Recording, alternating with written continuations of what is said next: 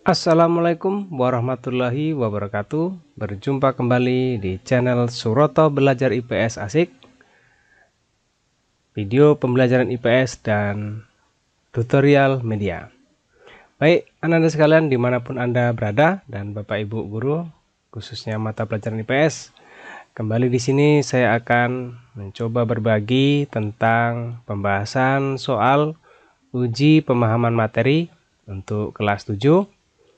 Semester 1 di bab 2 untuk soal pilihan ganda. Baik, Anda sekalian, langsung saja kita bahas ya soal satu persatu. Soal ini terdapat di buku IPS ya, buku siswa kelas 7 ya, kurikulum 2013 di semester 1 pada halaman 121 hingga 122. Nah, soal yang pertama, hubungan-hubungan antara orang perorangan, antara kelompok manusia, maupun antara orang perorangan dan kelompok manusia disebut titik. Di sini pilihan jawabannya A. Status sosial, B. Peran sosial, C. Interaksi sosial, dan D. Proses sosial. Nah, apabila Anda sekalian sudah membaca materinya, ya, sudah mempelajari materinya berkaitan dengan interaksi sosial, maka ini dapat jawab.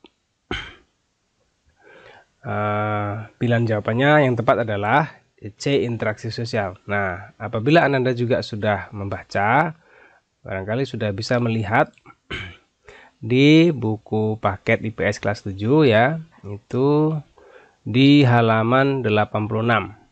Nah, di situ di alinea atau paragraf terakhir di situ disebutkan interaksi sosial adalah hubungan-hubungan antara orang perorangan, antara kelompok manusia maupun antara orang perorangan dan kelompok manusia.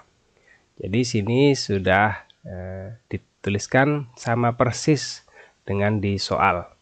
Jadi jawabannya untuk nomor 1 adalah C. Interaksi sosial. Baik, anak-anak sekalian, kita lanjutkan soal nomor 2. Proses interaksi sosial akan terjadi apabila memiliki syarat titik-titik. A. Hubungan dan akibat, B. Proses dan tindakan, C. Kontak dan komunikasi, D. Aksi dan reaksi.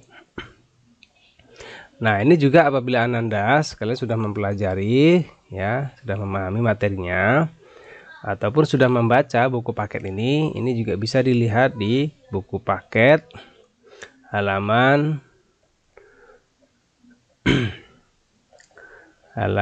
di sini halaman 87 ya, Anda sekalian, di paragraf atau alinea 1 2, alinea kedua. Nah, di sini Bapak bacakan kembali ya. Proses interaksi sosial akan terjadi apabila di antara pihak yang berinteraksi memiliki kontak sosial dan komunikasi.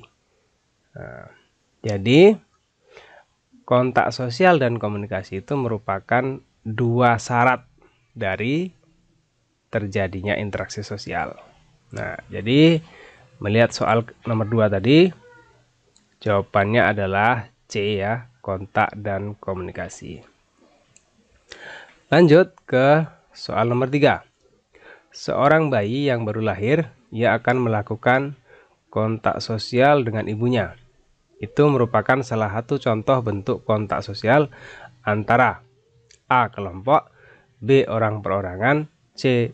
Perorangan dengan kelompok, D. Kelompok dengan kelompok. Nah, kita lihat di sini anak-anak sekalian kata kuncinya ya, seorang bayi, berarti satu orang bayi. Kemudian ibunya tentu juga satu karena yang melahirkannya ketika itu. Jadi antara bayi dan ibunya. Jadi di sini karena satu orang dengan satu orang, maka di sini kontak sosialnya berarti orang perorangan. Jadi satu orang dengan satu orang. Kalau kelompok bukan. Kalau perorangan dengan kelompok juga bukan, kelompok dengan kelompok juga bukan. Jadi jawaban untuk nomor 3 adalah B. Lanjut nomor 4. Berikut ini merupakan contoh dari terjadinya proses interaksi sosial. Ya, contoh terjadinya proses interaksi sosial. A. Dua orang anak saling bersalaman dan saling berbicara. B. Orang Indonesia bertemu dengan orang Arab. C. Seorang laki-laki memperhatikan seorang gadis. D. Seorang anak sedang menelepon temannya. Nah, di sini jawaban yang paling tepat adalah ya, yang sudah jelas ada terjadi kontak dan kemudian terjadi komunikasi. Ya, jawabannya adalah A. Ya, dua orang anak saling bersalaman dan saling berbicara. Bersalaman itu adalah kontak, saling berbicara itu adalah komunikasi. Jadi di situ lengkap proses interaksi sosialnya sudah terjadi.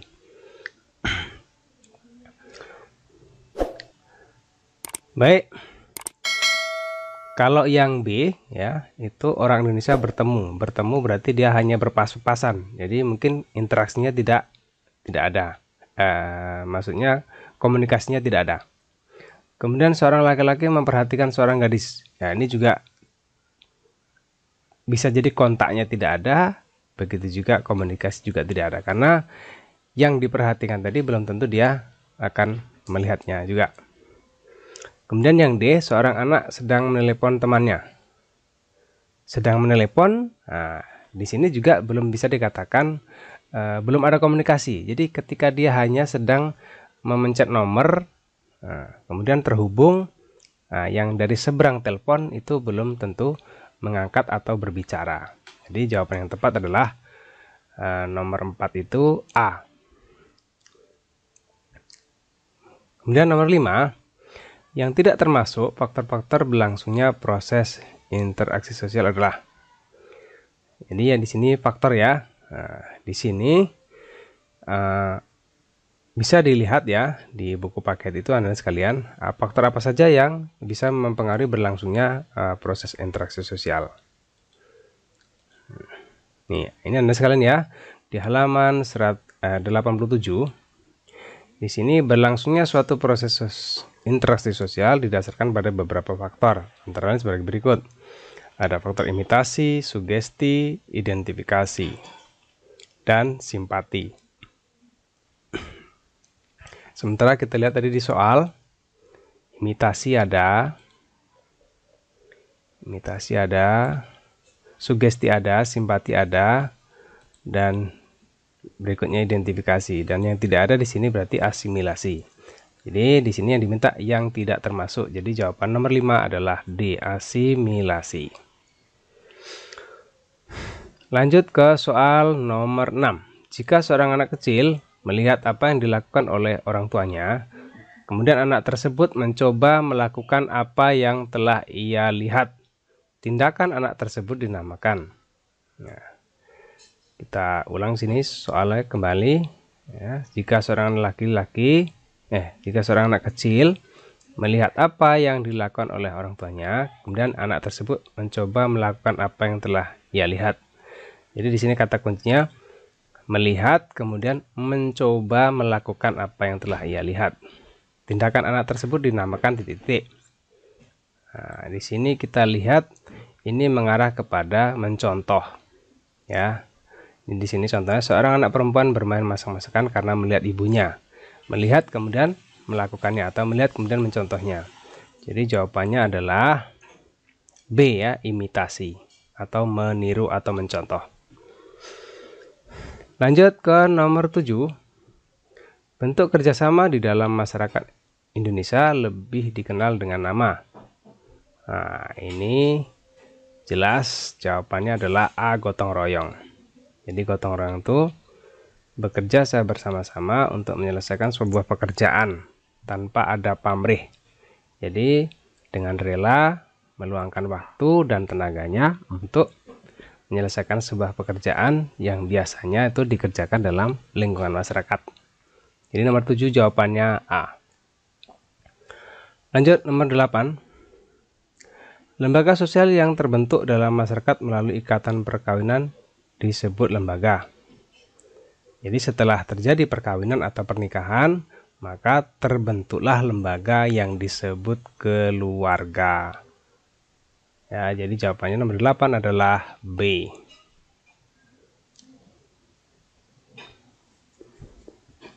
Lanjut, nomor 9.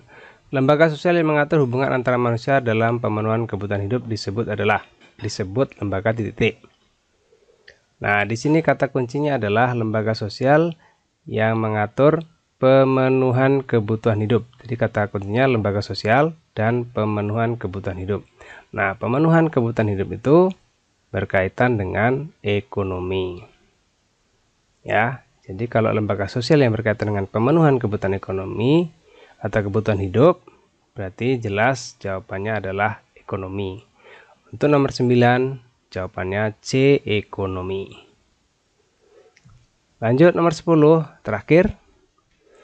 Di bawah ini yang termasuk ciri-ciri dari pendidikan informal adalah, ya, informal berarti di dalam, ya. Jadi bukan pendidikan formal, bukan pendidikan resmi, tapi biasanya ini terjadi di dalam lingkungan keluarga. Jadi kata kuncinya informal. Di sini pilihan jawabannya A, pendidikan berlangsung dalam lembaga pemerintah. B, terdapat kepemimpinan yang jelas. C, adanya batasan lama studi. D, pendidikan berlangsung di keluarga. Nah, jadi jawabannya D, pendidikan berlangsung di keluarga. Kalau pendidikan berlangsung dalam lembaga pemerintah, ini biasanya bentuknya sekolah. Ini namanya formal. Terdapat kepemimpinan yang jelas, terdapat kepala sekolah atau rektor atau apapun namanya, ya, kepemimpinan jelas. Ini namanya formal juga. Dan yang C, ada batasan lama studi, ada yang 3 tahun untuk SMP, ada yang 6 tahun untuk SD. Nah, ini biasanya sekolah bersifat formal. Sementara yang informal namanya pendidikan berlangsung di keluarga. Untuk nomor 10, jawabannya D, pendidikan berlangsung di keluarga. Baiklah anak-anak sekalian, dimanapun Anda berada dan Bapak Ibu guru mata pelajaran IPS, demikianlah video berbagi kali ini berkaitan dengan pembahasan uji pemahaman materi IPS kelas 7 semester 1 bab 2 pilihan ganda, ya, soal untuk pilihan ganda di halaman 121 sampai 122. Sampai bertemu di video berikutnya dan saya akhiri dengan wassalamualaikum warahmatullahi wabarakatuh.